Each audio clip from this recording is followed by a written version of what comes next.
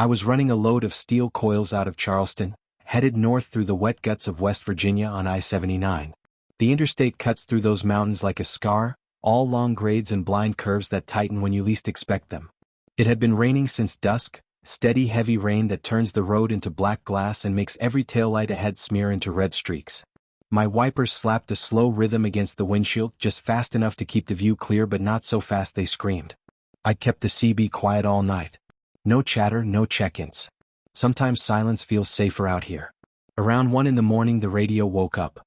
Not the usual burst of trucker talk, just static, low and crackling like someone breathing too close to the mic. Then a voice cut through, calm and familiar, saying my name the way an old running buddy might after years apart. "Hey Ray, you out there tonight?" Clear as day. No handle, no channel marker. Just my name hanging in the cab like smoke. I sat up straighter, thumb hovering over the mic. Nobody calls me Ray on the road. Family does. A couple of guys back home. But not out here. I keyed the button. "Who's this?" Static hissed back, then that same soft laugh, wet like someone talking through a soaked rag. I switched to channel 19. The voice followed, patient. "You don't need to run, Ray. Just keep driving straight." It named the exit I'd passed 10 minutes earlier, described the diner sign flickering on the off-ramp, even mentioned the dent in my right fender from backing into a loading dock last month in Beckley. My stomach turned cold. I hadn't mentioned any of that on air. Hadn't talked to anyone since I left the yard. I tried channel 17, then 9, then the emergency brake. The voice stayed with me on every one, growing quieter, more intimate, like it was sitting right beside me in the dark cab. "Pull over, Ray. Just for a minute. I need to see you." Rain hammered the roof harder now, wind rocking the trailer. Headlights barely punched through the fog rolling off the ridges. I could feel my pulse in my throat. I spotted a rest area sign, faded green, one of those half-forgotten pull-offs with a single sodium light buzzing over cracked asphalt and overflowing trash cans. I took the ramp slow, tires hissing on wet pavement, and rolled to a stop at the far end of the lot. No other rigs. No cars. Just me under that sickly orange glow, rain drumming steady. I killed the engine, locked both doors, and sat gripping the steering wheel until my knuckles ached. The CB stayed alive. The voice spoke again, softer now, almost gentle. "Step out, Ray. Come on. It's just rain." I reached for the flashlight on the dash, clicked it on, and swept the beam across the lot through the windshield. Nothing but water streaming down the glass and pooling in the low spots. No figure. No headlights. I leaned toward the side window, cracked it an inch. Cold air rushed in, carrying the smell of wet pine and diesel. The voice laughed again, closer this time like it was coming through the vents. "You got that coffee stain on the dash still? Right there by the speedometer. Looks like blood in this light, don't it?" I looked down. The stain was there, old, faded brown from a spill months ago. My breath caught. I swept the flashlight around the cab. Empty. Passenger seat bare. Sleeper berth curtains still drawn. Outside the rain kept falling. The voice kept talking. It described the tear in the upholstery on the driver's door where I'd caught my keys last winter. The little plastic Jesus hanging from the mirror that my wife gave me before she passed. Things no one could know unless they'd been inside this cab. I shut the window, locked it again, and sat rigid. The voice turned pleading. "I'm cold out here, Ray. Just open the door. Let me in for a minute." Then it shifted, angry, sharp. "You think you can just drive away? You think you're safe in there?" The CB crackled louder, feedback whining. I reached over and turned the volume down to nothing, but the voice didn't need the speaker anymore. It felt like it was inside my skull now, low and insistent. Hours passed like that. Rain never let up. The sodium light flickered once, twice, then steadied. I didn't move. Didn't speak. Just waited for dawn the way a man waits out a storm he knows won't break easy. Around 5 the sky began to gray behind the ridges. The voice grew fainter, more fragmented, until it was only static again, long empty hisses that sounded almost like breathing slowing down. By the time the first pale light touched the wet asphalt, the CB was dead quiet. I started the engine. Caught smooth. I eased back onto the interstate, wipers still slapping, and didn't stop until I hit a flying J near Morgantown. The mechanic who checked the radio later that morning found nothing wrong. No shorts, no water in the lines, no explanation for why it had stayed locked on every channel I tried. "Sometimes these old units pick up weird bounces off the mountains," he said, shrugging. "Especially in bad weather." I didn't tell him the rest. I just nodded, paid, and walked over to the diner. A couple of old-timers at the counter were talking low over coffee. One of them glanced my way, eyes narrow under the brim of a faded cap. "You hear anything strange on the CB last night?" he asked casual, like he already knew the answer. I told him no. He studied me a second longer, then went back to his eggs. The other man leaned in and muttered something about echo drivers, signals that drift out of Rex years-old, voices that latch onto whoever's listening closest. "They don't stop until they get what they want," he said.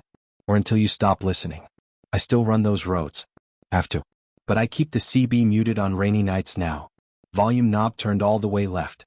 Sometimes, when the wipers slap and the fog presses close, I catch myself reaching for it anyway, thumb brushing the button, listening for the crackle. For my name. It hasn't come back. Not yet. But the mountains hold on to things. Rain soaks them deep. And out here, on these long black stretches, silence never feels quite empty. It waits. Patient. Like it knows I'll turn the dial again someday. Like it's already waiting to say hello. Like it never really left the cab at all. I was pushing north through Tennessee on one of those long, lonely stretches of interstate that cut straight through the Smokies, the kind of road where the mountains rise up on both sides like walls closing in.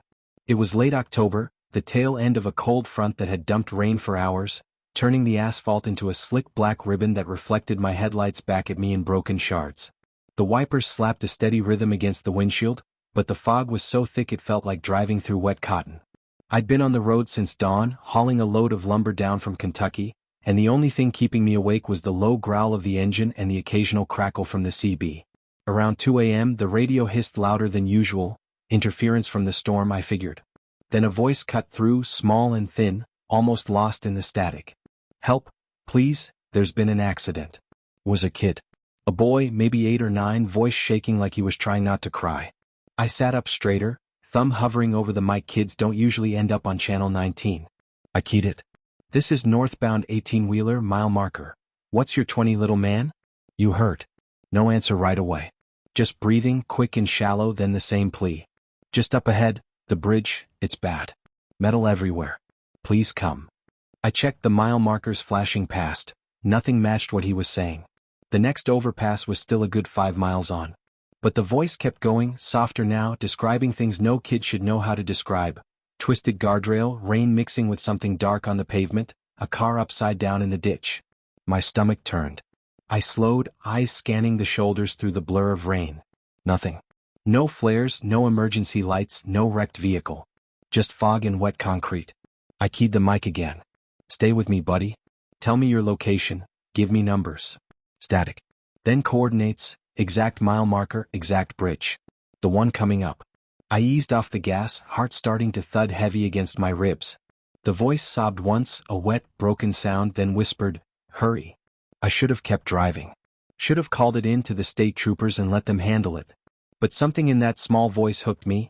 Fear, maybe, or the part of me that still remembers being a kid alone in the dark. I took the exit ramp slow, tires hissing on standing water, and rolled under the overpass. The bridge loomed overhead, concrete stained black from years of runoff. I killed the headlights, left the engine idling, and stepped down into the pour. Rain hit like needles. I swept the flashlight beam across the ditch, then up the embankment. Puddles everywhere, oil-slick rainbows swirling in them. Guardrail had old dents, deep gouges from impacts long ago, but no fresh damage. No car. No debris. No kid. Just empty road and the steady drum of water on metal. I stood there a long minute, breath fogging in front of my face, listening.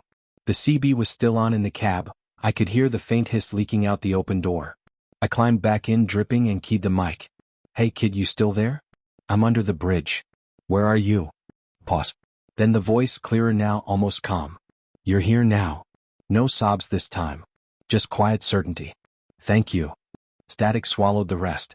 I sat frozen, water pooling on the floor mat, staring at the radio like it might speak again. Nothing. I tried calling back. Dead air. I restarted the truck, pulled out slow, and got back on the interstate. The fog lifted a little as I climbed higher, but the cold stayed in my bones. Next morning I stopped at a rest area near Crossville. A state ranger was there, sipping coffee from a thermos. I told him what happened, left out the part about the voice knowing my name at the end because even saying it out loud felt wrong. He listened, eyes narrowing. "That bridge," he said after a minute, "had a bad one back in '87. Family sedan hydroplaned, flipped, caught fire. Dad and Mom survived. Little boy didn't make it out. 8 years old. Been quiet for years, but every now and then, folks hear things. Especially in storms. He didn't laugh. Didn't call it nonsense. Just looked out at the rain still falling and shook his head. CB picks up remnants sometimes, he said. Old signals bouncing off the ridges. Or maybe something else. Either way, best not to stop. I nodded, finished my coffee, and drove on. I still run that route. Have to. But I don't answer calls from kids anymore. Don't slow down when a small voice breaks through the static asking for help. I turn the volume down low, keep my eyes on the white lines, and push through the rain. Because I keep hearing that last line in my head, "You're here now," and wondering what it really meant. Wondering if I ever really left that bridge. Wondering if, on the next stormy night, when the fog rolls in thick and the CB hisses just right, the voice will be waiting again. Come. Thankful. Saying the same thing. And this time maybe I won't drive away. The rain came down in sheets that night, the kind that turns the interstate into a black mirror and makes every mile feel like wading through oil. I was running south through eastern Kentucky, empty trailer rattling behind me, headed for a drop in Knoxville before the weather got any worse. The wipers slapped steady against the glass, but visibility was down to nothing. Headlights carving tunnels maybe 20 yards long before the fog and water swallowed them. The Smokies had given way to these lower ridges, rolling and dark, the kind of country where the road hugs the hillsides tight and the drop-offs wait patient on your right. I'd been fighting static on the CB for hours. Nothing but empty channels and the occasional burst of laughter from some distant convoy that sounded too far away to be real. Around midnight, just past Hazard, I flipped to channel 19 out of habit. No one there, then spun the dial to 27, dead air mostly, good for white noise to keep me awake. That's when the voice cut through. Slow down. Curve ahead. Clear as if the speaker was sitting shotgun. Male, older, gravel in the throat like he'd smoked a lifetime of cigarettes. I glanced at the mic, still hooked on the dash, not keyed. I keyed it anyway. Break 19, who's that? Static hissed back, then nothing. I shook my head, figured it was bleed over from some trucker up the line warning his buddy. The road curved right, sharp, guardrail flashing wet in the lights. I eased off the gas anyway, habit, not trust, and sure enough the turn came up faster than it looked, tighter than the sign warned. Tires bit, trailer swayed once, then steadied. If I'd kept my foot down I'd have kissed that rail or gone over. I exhaled slow, heart thumping, and reached for the mic again. Thanks for the heads up, whoever you are. No answer. The voice came back 10 minutes later. Pothole, right lane, mile marker 142. I was already drifting left to pass a slow-moving pickup when the words hit. I jerked the wheel back and sure enough, there it was, a crater big enough to swallow a tire, water pooled black and deep. I clipped the edge, felt the rig shudder, but stayed upright. No way that guy could have seen it from ahead unless he was parked right on top of it. I keyed the mic hard. Who is this? You running point. Static. Then softer. Just keep moving, son. Don't stop. The warnings kept coming, steady as mile markers. Deer crossing at the next hollow. Tuda stepped out right where he said, eyes flashing red in the beams. Construction barrels tipped across the left lane. Avoided them clean. Every call precise, naming my rig, that old Freightliner with the dented fender, like he'd ridden with me before. I stopped answering after the third one. The voice didn't seem to mind. It just kept talking, calm, almost kind, the way an old-timer might talk you through a bad stretch. By the time I hit the next truck stop, a little pull-off near Corbin, neon sign half burned out, lot fog thick with rain, I was rattled deep. The voice had gone quiet for the last 20 miles, but as I eased off the ramp it came back, urgent now. Don't stop here. I froze with my hand on the shifter. The lot looked normal enough, 3 rigs parked scattered, lights off, a diner window glowing yellow through the mist.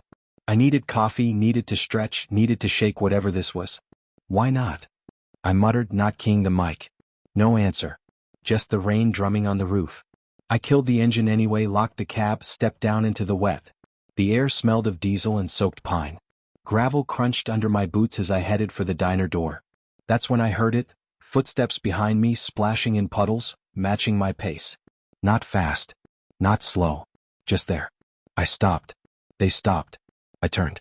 Nothing but fog and empty asphalt, rain falling straight through the cones of light from the pole lamps. My skin crawled. I started walking again, faster now, and the steps picked up too, close enough I could almost feel the breath on my neck, though the rain drowned everything. I broke into a jog, reached the diner door, yanked it open. Inside was warm, smelled of grease and coffee. A waitress looked up from wiping the counter, nodded like she saw drenched truckers every night.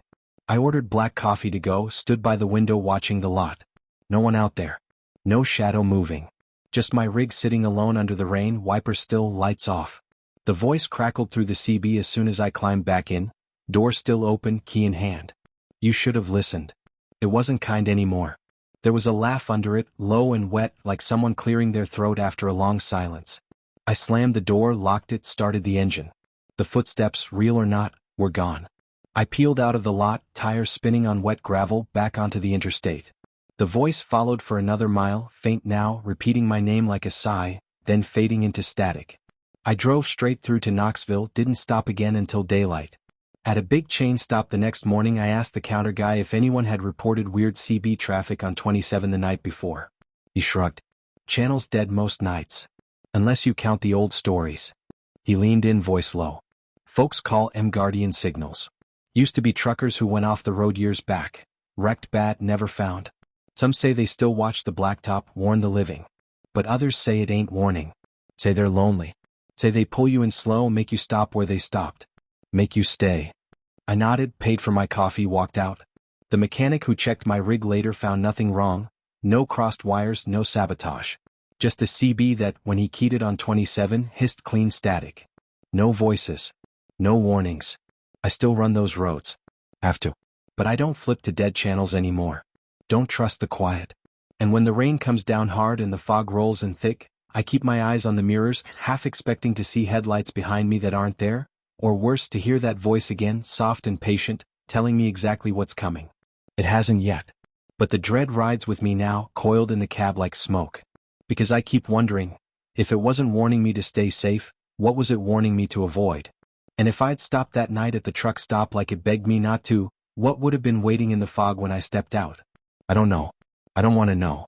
But some nights, when the interstate stretches empty and the rain drums steady on the roof, I catch myself listening anyway, thumb hovering near the mic, waiting for the next call. Waiting to hear my name again. Waiting to see if the voice is still out there, patient, watching the road. Waiting for me to answer. The rain came down in sheets that night, the kind that turns the interstate into a black mirror and makes every headlight smear into long bleeding streaks. I was running south through western North Carolina, empty trailer rattling behind me, headed back toward Asheville after dropping a load of lumber in Charlotte. The Smokies were behind me now, but the foothills still held that same heavy, wet darkness. Ridges rising sharp on either side, trees crowding right up to the guardrails like they wanted in. Fog had settled low in the valleys, thick enough that my high beams barely punched through it, turning the road ahead into a tunnel of gray cotton. I'd been on the CB for a while, half listening to the usual chatter, weather complaints, speed trap warnings, a couple of drivers griping about DOT checkpoints. Then the signal cut in sharp, overriding everything else. A man's voice, strained, wet with pain or panic or both. Help! Overturned at mile marker 47. Can't get out, please? Static swallowed the rest, but the words hung there, clear enough to make my stomach drop. I keyed the mic without thinking. Breaker, this is southbound on 74, who's calling distress at 47? No answer. Just the same loop starting again a few seconds later, same voice, same words, same crack in the throat on can't get out. I checked my odometer. I was already past 47, had passed it maybe 10 minutes back. The mile markers had blurred by in the rain. I hadn't noticed anything unusual. No lights, no flares, no wrecked rig on its side. But the call kept playing, looping every 30 seconds or so, like a tape stuck on repeat. Each time it came back it sounded a little more desperate, the breathing heavier, the plea more broken. I told myself it was a prank, some kid with a handheld CB messing around, or maybe a glitch in the repeater tower. Happens more than you'd think out here. Still, something in the voice, raw, real, kept me from just turning the volume down and driving on. I took the next exit ramp, looped around under the overpass and headed north again. The rain hammered the roof harder now, wind rocking the trailer. When I reached mile 47, I slowed to a crawl, hazards flashing, scanning the shoulder and the median. Nothing. No skid marks, no debris, no overturned semi, no flashing emergency lights. Just wet asphalt shining under my headlights and fog curling off the pavement like smoke. The CB kept looping, overturned at mile 47, please? I sat there idling a minute, listening, then eased forward again, thinking maybe the wreck was farther up or down the wrong direction. The call followed me. It didn't fade with distance. If anything, it grew clearer, the static thinning until I could hear the wet rasp of the man's breathing between words. I turned the volume up, then down, then back up, same thing. I tried switching channels, nothing. Back to 19, the loop waited. My name came next. Not shouted, not sudden, just slipped in, calm and certain. Help, overturned at mile 47. Ahmad, can you hear me? Please? My hands locked on the wheel. I hadn't said my handle on the radio that night. Hadn't said anything personal. The voice knew it anyway. Heart slamming now, I pulled into the nearest wide pullout. A gravel turnout overlooking a steep drop into a ravine. Killed the headlights, left the cab light off. Rain drummed steady on the roof, a white noise curtain that should have drowned everything else. But the CB kept going, the voice filling the dark cab like it was sitting right beside me. Under the bridge. I'm under the bridge. Over and over, softer each time like the speaker was losing strength. I sat there a long minute, breath shallow, listening to the rain and the loop. Then I grabbed the flashlight, stepped down into the wet, and walked toward the overpass just ahead. The beam cut a narrow path through the fog, gravel crunching under my boots, water running off my cap in cold streams. At the edge of the bridge, I leaned over the guardrail and swept the light down. The ravine dropped sharp 30, maybe 40 feet to a swollen creek below. No wreckage. No cab, no trailer, no body. Just black water rushing over rocks, foam white in the beam. But the skid marks were there. Fresh, deep gouges in the gravel shoulder, leading right to the drop-off. Tire tracks, dual rears wide like a semi, ending abruptly at the edge as if the rig had simply kept going straight into nothing. No guardrail damage, no scrape on the concrete, just those tracks vanishing into air. I stood frozen, rain dripping off my nose, flashlight shaking. The voice on the CB drifted out through the open door behind me. Ahmad, under the bridge. I backed away slow, boots sliding on wet stone. Climbed back into the cab, slammed the door, locked it. The loop kept playing, patient, endless. I started the engine, pulled out fast, tires spinning for a second on the gravel before they caught. Headed south again, pushing 70, then 80, the wipers slapping furiously. The voice followed for miles, fading only gradually, growing thinner with each mile marker until, somewhere near the Tennessee line, the static finally swallowed it whole. Dawn came slow, gray and wet. I stopped at a Flying J outside Waynesville, parked under the brightest lights I could find, and sat there shaking for a long time. Eventually I went inside, bought coffee I didn't drink, and asked the clerk if anyone had reported a wreck at mile 47 on 74 last night. He checked the logbook, shook his head. Nothing came through. Quiet night. I asked about the CB repeater in that stretch. Any known issues? He shrugged. Sometimes the old ones loop when the power flickers. Happens. I didn't tell him about my name. Didn't tell him about the skid marks that ended in nothing.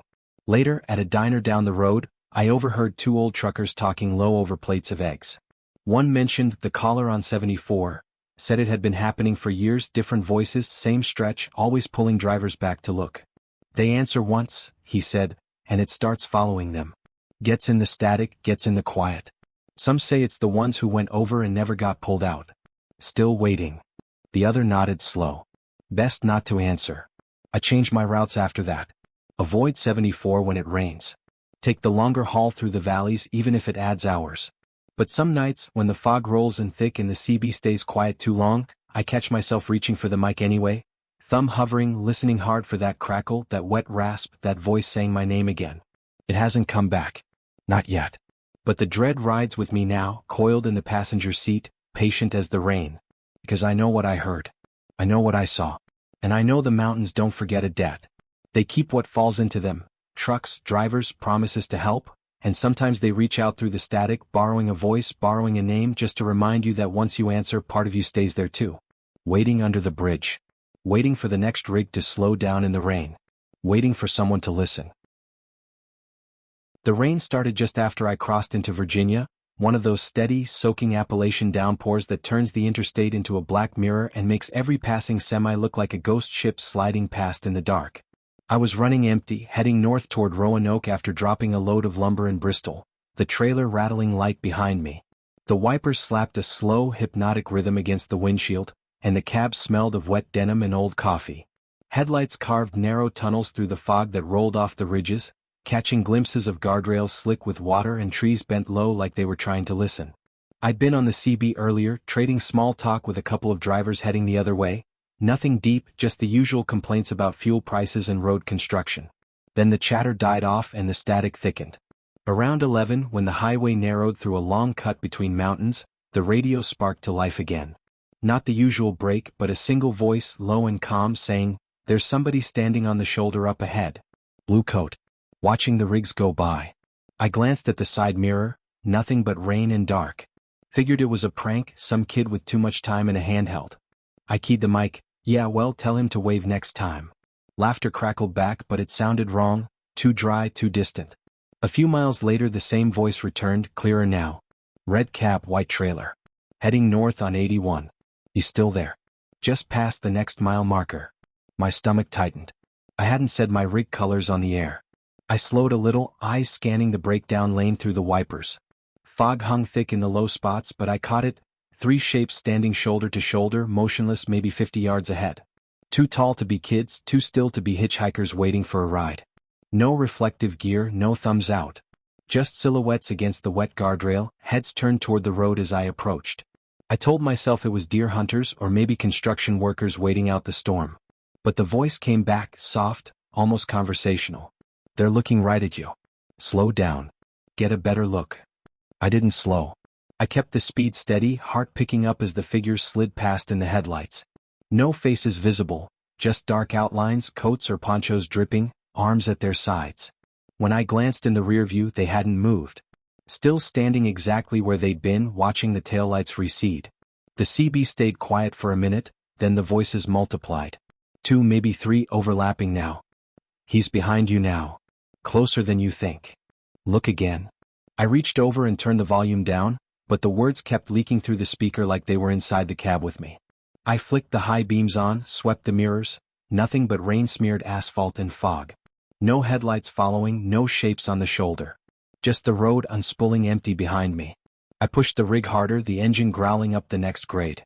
The rain hammered the roof, drowning out most of the static, but not all of it. Every few minutes a new whisper cut through, "They're walking parallel now. In the trees on the right. Don't stop." I kept my eyes forward, knuckles white on the wheel, telling myself it was crosstalk from some distant channel bleeding in, or maybe a repeater picking up old recordings. But the details were too sharp. My route, my speed, the way the wipers streaked the glass. Near the top of the pass I spotted a wide pull-off, the kind with a scenic overlook sign half hidden in weeds. I needed to breathe to shake whatever this was. I eased off the gas, signaled, and rolled to a stop on the gravel. Engine idling, wipers on slow, I killed the headlights for a second to let my eyes adjust. The fog pressed close, turning the world outside into a gray curtain. I grabbed the flashlight, stepped down, and swept the beam along the shoulder. Nothing. No figures. No footprints in the soft mud. Just rain pooling in tire tracks and the low hiss of water running off the rocks. I stood there a long minute, listening. The CB was silent now, dead quiet. Relief started to creep in. Maybe the voices had been a fluke, some weird atmospheric thing. I turned back toward the cab. That's when the whispering returned, right behind me. Not through the radio. Not muffled. Close. Soft words in the rain, like someone standing just at my shoulder murmuring into my ear. "You stopped. Good. We're here." I spun, flashlight whipping around, empty air, fog swirling where the beam cut through. My heart slammed so hard I felt it in my throat. I backed toward the open door, boots slipping on wet gravel. The whispers followed, circling now, multiple voices layering over each other. "Look left. Behind the sign. Up the ridge." I climbed in fast, slammed the door, locked it, and hit the locks again for good measure. I sat there breathing loud, staring at the windshield as the wipers pushed water in slow arcs. The voices faded from the air, but the feeling didn't, the sense of eyes on me, patient, waiting. I started the engine again, pulled back onto the highway, and didn't stop until I reached the next truck stop, a well-lit pilot with diesel islands glowing under sodium lights. I parked under the brightest flood, killed the engine, and sat a long time before stepping out. Inside the diner, I bought coffee I didn't drink and listened while a couple of drivers talked low at the counter. One mentioned shadow calls, voices on the CB that describe things they shouldn't know, figures they shouldn't see. The other nodded slow. "Happens in these passes.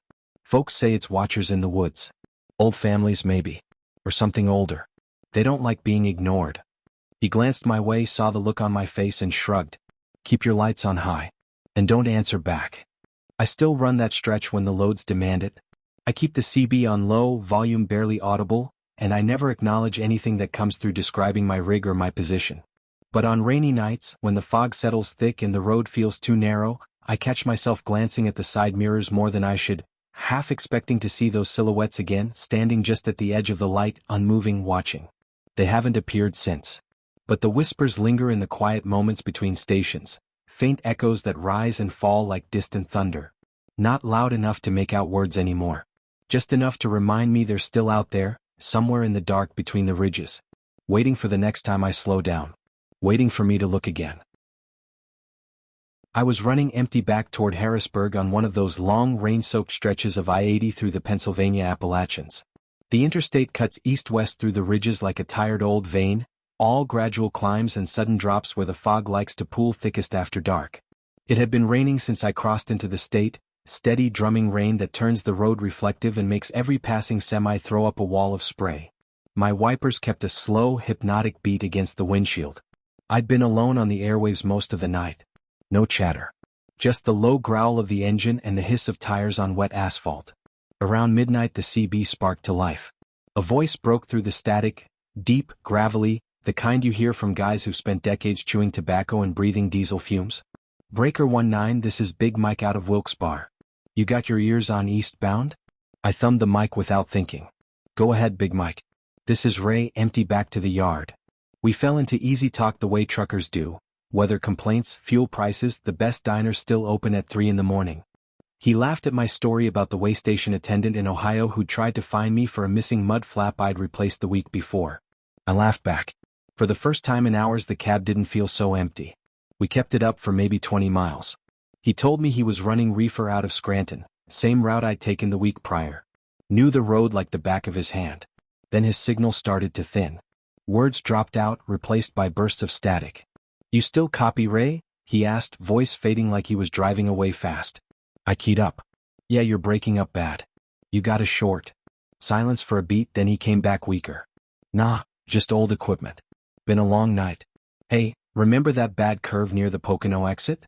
Mile marker 284? I glanced at my odometer. I was approaching it now. Yeah, the one with the guardrail dents? Static crackled.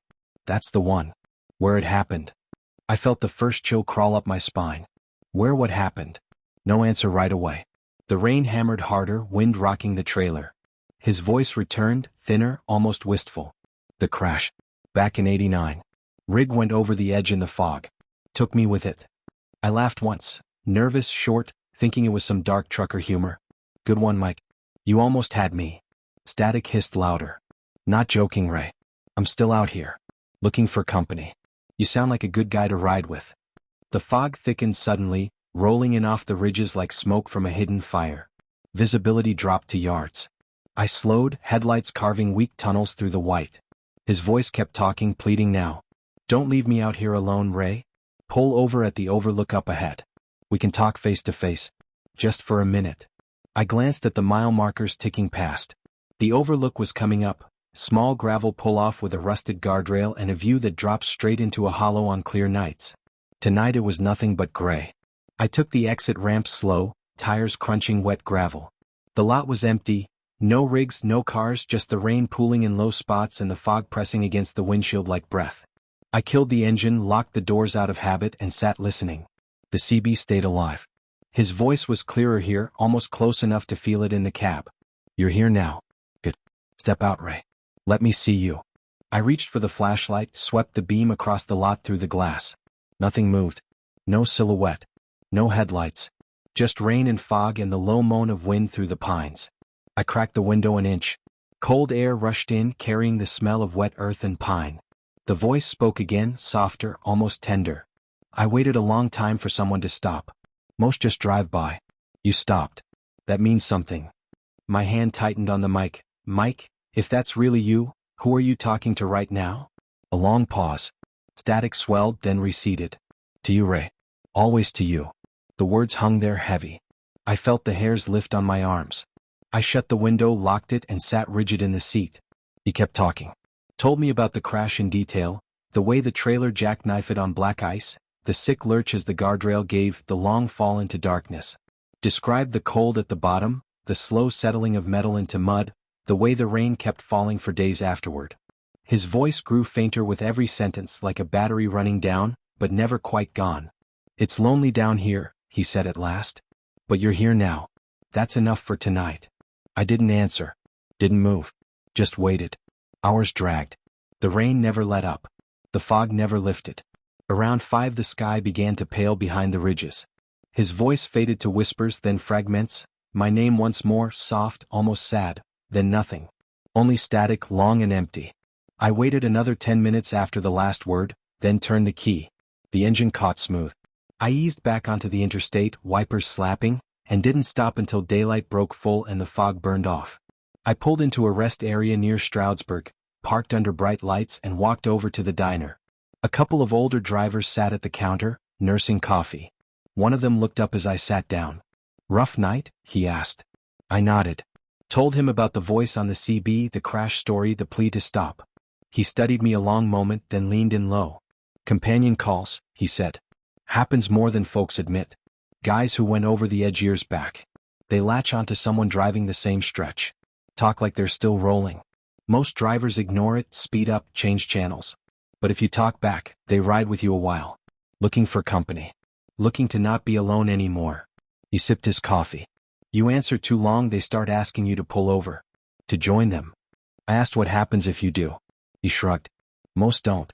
But the ones who stop, well, sometimes they don't start up again at dawn. I still run those roads. Have to. But I keep the CB volume low now. Talk less. Listen more. And when the rain comes down hard and the fog rolls in off the ridges, I catch myself glancing at the empty passenger seat, half expecting to see someone there, quiet, patient, waiting for me to say something. It hasn't happened again. Not yet. But the silence in the cab feels different now. Thicker. Like it's holding its breath. Like it's listening for me to break it. I keep driving. I keep the mic close. And sometimes, late at night when the wipers slap and the road stretches empty ahead, I wonder how long a voice can wait before it stops asking. Before it just starts waiting. For the next time I answer. The rain started somewhere south of Macon, a slow drizzle at first that turned mean as I climbed into the Georgia hills. The interstate narrowed there, squeezed between ridges thick with pine and oak, the kind of country where the shoulders drop off sharp and the fog likes to settle low and stay. I was running a load of lumber. Nothing special, just pine 2x4s headed for a distribution yard outside Athens. The wipers slapped a steady beat, headlights carving tunnels through the wet dark. I'd been on the road since before dawn, and the only company was the low rumble of the Detroit diesel and the occasional crackle from the CB. I keep the radio low most nights. Too much chatter can wear on you after a while.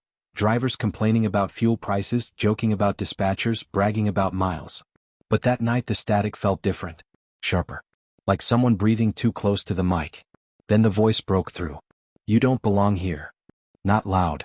Not shouting. Just calm, flat, like stating a fact. I glanced at the CB, thumb hovering over the button. Figured it was crosstalk from some local channel bleeding over.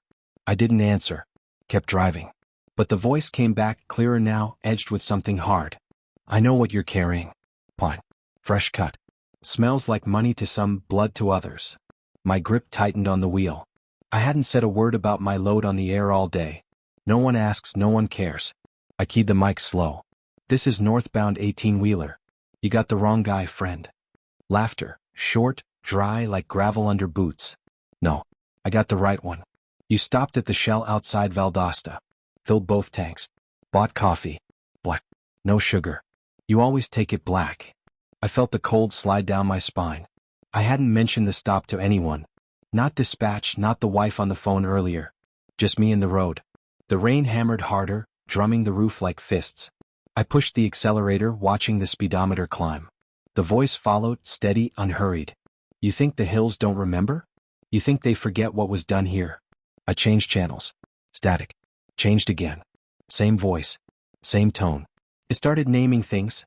My route from 2 weeks back, the diner in Dalton where I ate breakfast, the exact mile marker where I'd pulled over to check a loose tarp. Details no one should know. The curses came next. Low at first, then building, words I won't repeat, words that felt personal, like they'd been saved up for years and finally found their target. I tried to laugh it off. Told myself it was some local with a grudge, maybe a scanner hobbyist who'd been tailing me somehow. But the rain turned to sheets, visibility dropping to yards, and the voice kept talking. Telling me what would happen if I didn't pull over. Telling me the road owed a debt. Telling me the hills were hungry. By the time I reached the way station near Commerce, the curses had turned to threats, specific, ugly promises about what waited if I kept driving. The lot was deserted, lights buzzing yellow under the rain, scales empty. I pulled in anyway, brakes hissing, engine idling rough. I needed to breathe. Needed to think. I killed the wipers, sat in the sudden quiet except for the rain on the roof and the low crackle from the CB. The voice waited a beat, then spoke again, soft now, almost reasonable. Get out. Walk to the back of the trailer. Look under the tarp. You'll see. I stared at the mic like it might bite. My hand shook when I reached for the door handle. I stepped down into the storm, rain soaking through my jacket in seconds. Flashlight beam cut through the downpour, swept the empty lot, the chain-link fence rattling in the wind. Nothing moved. I walked to the trailer, climbed the ladder on the side, pulled back a corner of the tarp. Just lumber. Stacked neat. Wet but nothing else. Back in the cab I sat dripping, heart hammering. The voice came through one last time, peaked, furious, then cracked into something broken, almost a whimper. Words slurred into sobs, then silence. The CB went dead quiet. No static. No hiss. Just the rain. I sat there until the storm eased, until the sky grayed toward dawn. Tried the radio again. Clean. No trace of interference. I drove on slow, the curses echoing in my head like afterimages burned into the dark. At the yard in Athens, the mechanic who checked the rig found nothing wrong with the CB. No water damage, no loose wires. He asked why I looked like I'd seen a ghost. I didn't answer. Later, at a diner off the highway, I overheard two old drivers talking low over coffee. One mentioned the feuds, old grudges from moonshine days, logging camps, land disputes that never died. Said some folks carried them to the grave, and the hills kept the anger. Said the CB sometimes picks it up, old voices, old hate, looking for someone to finish what started long ago. The other driver nodded slow. Best not answer, he said. Once they know your voice, they don't let go easy. I still run those Georgia roads. Have to. But I keep a small cross taped to the dash now. Nothing fancy, just a cheap one from a truck stop. I touch it when the rain starts, when the static begins to build. I don't talk on the CB much anymore. Don't answer when a voice calls out in the storm. Because I keep hearing it, faint, under the rain, under the engine noise, the same curses, the same threats, waiting for me to speak back. Waiting for me to belong. And some nights, when the fog rolls thick and the wipers can't keep up, I catch myself whispering to the empty cab, just to hear my own voice, to make sure it's still mine. I don't know if it is. I don't know if it ever was. The hills remember. And they're patient. The rain started somewhere north of Birmingham, a slow drizzle at first that built into a steady, drumming downpour by the time I hit the winding stretches of the Alabama Appalachians. Those roads aren't like the big interstates farther west. They twist through the foothills, hugging ridges and dipping into hollows where the trees grow thick and dark, blocking out whatever moonlight might have tried to help. I was running empty, trailer light behind me, headed back toward Montgomery after dropping a load of lumber in Huntsville. The wipers slapped a steady rhythm against the windshield, but the water still sheeted across the glass in waves, turning the yellow lines into smeared ghosts. I kept the CB on low, channel 19 mostly, just for company. Not much chatter that night, whether had everyone hunkered down or pushing hard to beat it. Static hissed soft in the background, the kind of white noise that becomes almost comforting after hours alone. Around 1 in the morning, just past a little town called Oneonta, the static cleared for a second, and a voice came through, polite, almost friendly. Evening, driver. You look like you could use a break. There's a good pull-off coming up on your right. Pull over, join us. Warm coffee, dry spot. We've been waiting. I glanced at the mic, still clipped to the dash, not keyed. The voice was calm, southern drawl, older man maybe, the kind who'd call you son without thinking twice. I didn't answer. Figured it was some local trucker messing around or bleed over from a closer rig. But the words stuck, polite invitation hanging in the cab like cigarette smoke. A few miles later the voice returned, same tone. Rest area just ahead, mile marker 78. Lights on, plenty of room. Come sit a spell. Your wife's been asking after you. Says the kids miss their daddy. My hands tightened on the wheel. My wife, ex-wife now, but the divorce was fresh enough that the mention hit like a slap. No way this guy knew that. No way anyone on the CB knew my family. I keyed the mic hard. Who is this? How do you know my name? Static answered, then the voice again, softer, almost apologetic. Just trying to help, son. Pull over. We're right here waiting. The rest area sign appeared through the rain, green and reflective, exit ramp curving off to the right. I kept driving, accelerator steady, heart thumping louder than the engine. The voice didn't get angry. It just kept talking, patient, naming things it shouldn't have known. The name of the street I grew up on, the scar on my left knee from a logging accident when I was 20, the way my daughter used to call me Big Bear, before she stopped calling at all. Every detail perfect, every memory twisted just enough to make my stomach turn. I pushed the rig harder, rain hammering the roof like fists. The voice looped back every few minutes, always the same invitation. Pull over, join us, we're waiting. Locations matched exactly. Next curve, next bridge, next wide spot where the shoulder looked safe. I didn't stop. Couldn't. The dread had settled in my chest, cold and heavy, the kind that makes every breath feel borrowed. By the time I reached the next rest area, bigger one, floodlights cutting yellow through the downpour, I was shaking. The voice had gone quiet for the last 20 miles, but as I eased off the ramp it came back, louder now, layered with others underneath, faint murmurs like a room full of people talking low. Finally. We've been waiting so long. Park anywhere. Come inside the shelter. Tell us about your run. We've got stories too. I killed the engine in the middle of the lot, doors locked, lights off. The place looked deserted, 2 picnic tables under a metal roof, trash cans overflowing, rain pooling black on the concrete. No other vehicles. No movement. Just the rain and the wind moving through the pines. I sat there breathing hard, watching the windshield fog from the inside. The voice kept going, calm, inviting, naming my mother's maiden name now, reciting the prayers she used to say over dinner when I was small. The words felt wrong in that voice, too intimate, too knowing. I couldn't sit any longer. I needed air, needed to prove to myself nothing was out there. I unlocked the door, stepped down slow. The rain hit me cold, soaking through my jacket in seconds. Gravel crunched under my boots as I walked toward the shelter, flashlight beam cutting weak through the water. The voice followed from the CB speaker. I'd left the door cracked, key in the ignition. That's it. Come on in. We're right here. Under the shelter roof the rain roared louder, echoing off the metal. I swept the flashlight across the tables, the benches, the concrete floor. Empty. No footprints in the puddles, no shadows shifting.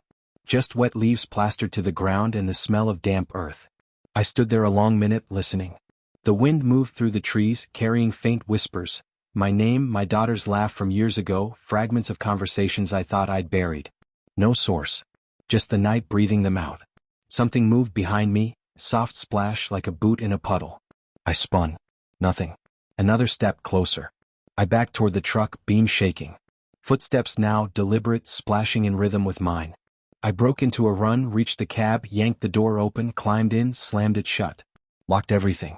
The footsteps stopped just outside the door, close enough I could almost feel the weight of someone standing there, waiting. The voice came back through the speaker, no longer polite. You should have come in. We were only trying to be neighborly. There was laughter then, low, multiple voices overlapping, amused and patient. I started the engine, threw it into gear, peeled out of the lot spraying gravel and water. The laughter faded as I hit the highway, but the invitation lingered, quieter now, almost sorrowful. Next time, son. Next time you'll stop. I drove until the rain thinned and the sky grayed with false dawn.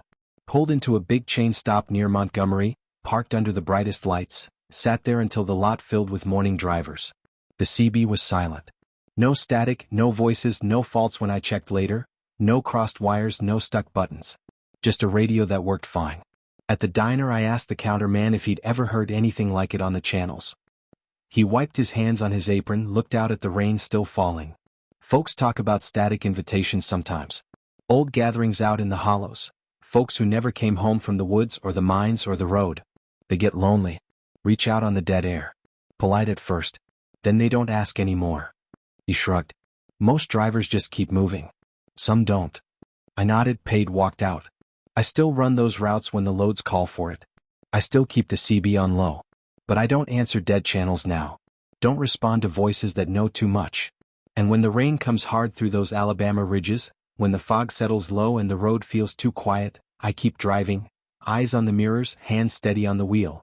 The invitations still come sometimes. Not on the radio anymore. In dreams. The same polite voice calling my name from the dark, offering coffee, dry shelter, company. Telling me the family's waiting. Telling me it's time to pull over. I wake up sweating, heart racing, reach for the keys on the nightstand like I'm still in the cab. The room is quiet. The rain taps soft against the window. But the dread never quite leaves. Because I know deep down, That one night the rain will be heavy enough, the road empty enough, the loneliness sharp enough, and I'll hear it again, clear through the static, patient as ever. And maybe, just maybe, I'll slow down. Maybe I'll listen. Maybe I'll answer. And when I do, the voices will be waiting. Warm. Welcoming. Home.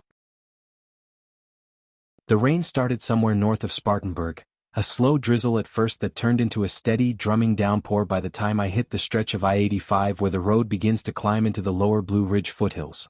It was one of those nights where the sky feels low and close, pressing the darkness right against the windshield. I was running empty, headed back toward Greenville after dropping a load of textiles in Charlotte. The trailer rattled loose behind me, chains clanking every time I hit a pothole, and the wipers slapped a steady rhythm that almost matched the CB static. The chatter started faint, like someone had left a radio on in another room. At first I thought it was just crosstalk from a distant repeater, old truckers still running the same frequencies they used 40 years ago, voices bleeding over from some forgotten tower. But the more I listened, the clearer it got. A convoy, 5 or 6 rigs by the sound of it, coordinating tight and professional the way only long-haul teams do when they've run together for years. Leads at the marker, one said, calm baritone with a Carolina drawl. Tail, you still got visual? Another voice answered, younger, nervous. Yeah, lead, I'm right behind. Lights are good. They called positions, checked brakes, warned about slick spots on the grade ahead. Normal stuff. Except none of it was normal. They used my name. Not my handle. My real name. Ahmad, you copy? Stay close, we're hitting the climb. I hadn't keyed the mic, hadn't said a word all night. My thumb hovered over the button, frozen. The voices kept rolling, seamless, like I was part of the formation. Ahmed's got the middle slot, the lead said. Watch your spacing on the curve. I stared at the CB, heart picking up slow. I tried switching channels, nothing. Back to 19, they were still there, the same conversation looping in fragments, picking up where it left off each time the signal dipped. I told myself it was a recording, some prank patched into the repeater, someone who'd overheard me on a previous run and decided to have fun. But the details kept sharpening. They mentioned mile markers I was passing right then. They described the rain exactly as it was hitting my windshield, sideways now, wind pushing it in sheets. And they kept warning about the drop. Not a specific spot, just the drop coming up, said low and urgent, like they all knew what it meant. Stay tight, lead said. Don't let the tail slip. Last time we lost one there. I slowed down without meaning to. The road was empty. No taillights ahead, no headlights behind. Just me, the rain, and the voices filling the cab. I accelerated again, trying to outrun the signal, but they stayed with me, clear as if they were riding in the sleeper berth. I caught myself glancing in the mirrors, half expecting to see headlights materialize out of the dark, a line of rigs falling in behind me. Nothing. Only fog curling off the pavement and the wet gleam of the guardrail. The overpass came up fast. A concrete arch spanning a deep ravine, the kind they built back in the 60s when they were still blasting straight through the hills. The voices grew sharper, more urgent. We're on it, lead said. Hold steady. Then the younger one, lead, I'm losing traction, rain's too heavy. A pause longer than it should have been. Then panic edged in. Tails sliding, Ahmad, watch your left. Brakes squealed in the static, not real brakes, but the sound of them, distorted and distant. Metal scraped concrete. A low, grinding impact that vibrated through the CB speaker like it was happening right under my trailer. Then silence. Complete. No static, no breathing, no chatter. Just the rain on the roof and my own pulse loud in my ears. I pulled over just past the overpass, hazards flashing, engine idling. Stepped down into the wet, flashlight beam cutting through the downpour. The shoulder was empty. No skid marks, no debris, no sign anything had gone wrong. The ravine below was black, water roaring over rocks far down. I swept the light across the bridge deck. Clean concrete, no gouges, no paint transfer. Nothing. I stood there a long minute, rain soaking through my jacket, waiting for the voices to come back. They didn't. Back in the cab, I sat with the door open, listening. The CB stayed dead quiet. I tried keying it a few times. Breaker, anybody copy the last transmission? But only static answered. I waited until the rain eased to a drizzle, then drove on slow, checking mirrors every few seconds. Dawn came gray and thin over the ridges. By the time I reached the next truck stop, the voices were gone, the airwaves empty again. I asked around inside, old-timers at the counter, the night clerk. No one had heard anything unusual. I checked the DOT logs later that week. No incidents reported on that stretch of 85 that night, no wrecks, no missing rigs. But one driver, a guy who'd been running these roads since the 70s, leaned in close when I mentioned the convoy. "The old 73 run," he said quiet. 5 trucks out of Greenville headed north. Hit black ice on that overpass in a storm. All went over the side. Never found the last one, tail truck just vanished in the reports. Folks say you can still hear them some nights when the rain's right. Coordinating like they're still trying to make it through. He looked at me steady. "They call names sometimes. Yours was one of them?" I didn't answer. Just nodded slow and left. I still haul. Can't not haul. But I don't run with the CB on anymore when it rains. I keep it turned down low, volume barely audible, just enough to catch any real emergency. Some nights, though, when the wipers slap steady and the fog presses close, I catch fragments, faint, distant, like a signal from far away. A voice saying, "Stay tight," another warning about the drop. My name once or twice, soft, almost gentle, like they're checking I'm still there. I don't answer. I just drive faster, eyes on the road, mirrors empty behind me. But the dread stays, quiet and patient, riding in the passenger seat. Because I know what I heard. I know they're still out there, running that same stretch, holding formation in the rain, waiting for the next driver to fall in line. Waiting for someone to answer back. Waiting for the convoy to be whole again.